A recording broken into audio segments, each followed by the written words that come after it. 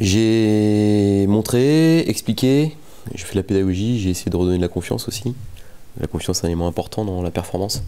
Mais en même temps, il y a des moments où il faut plutôt être dans les alertes. Il faut alerter. Et je pense que là, les images et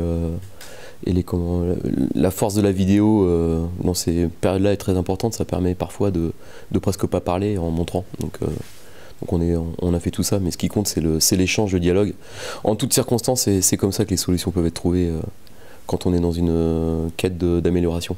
Dans l'émotion d'un après-match où on se fait égaliser à la fin, on mène 3 fois au score, on prend pas les 3 points, ce sont des choses qui frustrent tout le monde, autant les joueurs que le staff que nos supporters. Je veux quand même rappeler que sur l'ensemble de la saison, depuis le début, on avait encaissé un seul corner. On a l'impression que, comme on a été tellement pas bon sur ce élément de jeu là, on a pris beaucoup de coups de pied arrêtés, mais sur l'aspect vraiment purement corner, on en avait pris un seul contre Gaulle sur notre deuxième match, en sachant qu'à l'époque on était vraiment en découverte et qu'il y avait même des joueurs qui n'avaient jamais défendu en zone sur corner.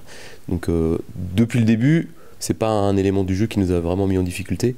Il s'avère que sur ce match là, ça l'a été, mais je pense que le coach de Gaulle qui a joué contre Villefranche, qui a pris les deux mêmes, il devait être agacé. Sergio, c'est un spécialiste des coups de pied arrêtés en national, tout le monde le sait. On a été une de ses victimes de plus.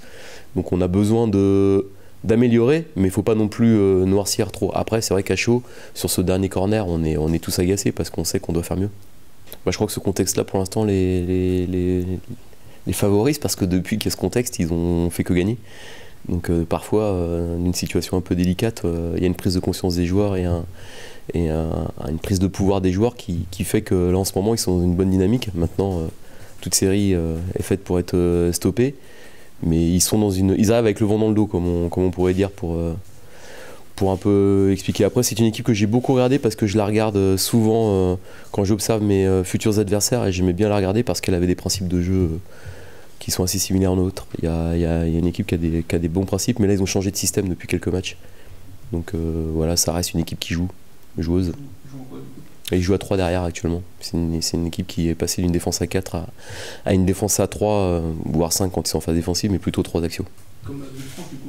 Comme Villefranche, mais comme beaucoup d'équipes. Hein, les équipes qui jouent à 4 dans le championnat, franchement, il y en a très très peu.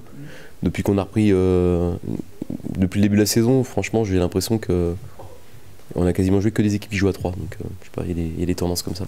On le saura qu'après le match. L'idée, c'est d'abord la prise de conscience des joueurs, qu'on doit tous faire un peu plus dans ce registre-là. C'est pour nous pas naturel.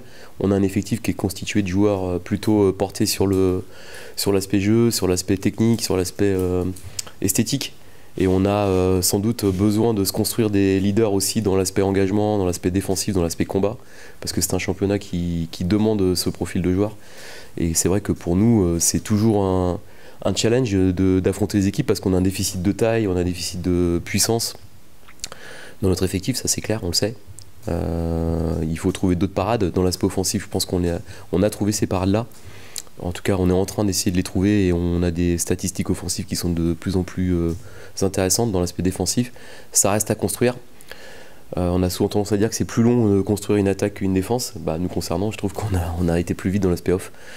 Mais voilà, on a conscience de nos manques, on travaille pour y remédier, mais il y a des choses qui, à un moment donné, un ballon entre deux ou un ballon en l'air, il n'y a pas de tactique, c'est la volonté de gagner le duel. Et cette volonté-là, il faut qu'on la retrouve. Pour moi, une équipe de qualité, c'est à domicile, c'est être hermétique. On voit les bonnes équipes, c'est les équipes capables de produire du jeu, d'animer le jeu, d'amener des joueurs à finir les actions dans la surface adverse, tout en étant en équilibre. Et ce qui m'agace, c'est que dans la grande majeure partie des situations, on a un contrôle très important sur nos matchs. C'est-à-dire qu'on est rarement mis à défaut sur des contre-attaques ou sur des actions menées par l'adversaire. C'est souvent sur soit des erreurs individuelles, soit des coups de pied arrêtés. Voilà, donc ça, c'est quelque chose qui, pour moi, doit être corrigeable. C'est ce qu'on va essayer de faire demain. C'est ce qu'on va faire demain, en tout cas. L'idée, c'est de réellement avancer dans ce domaine-là, parce que je pense que si on avance dans ce domaine-là, on va franchir 2 paliers d'un coup. Parce que ça va donner de la confiance à tout le monde et on va encore mieux attaquer et on va être encore plus efficace.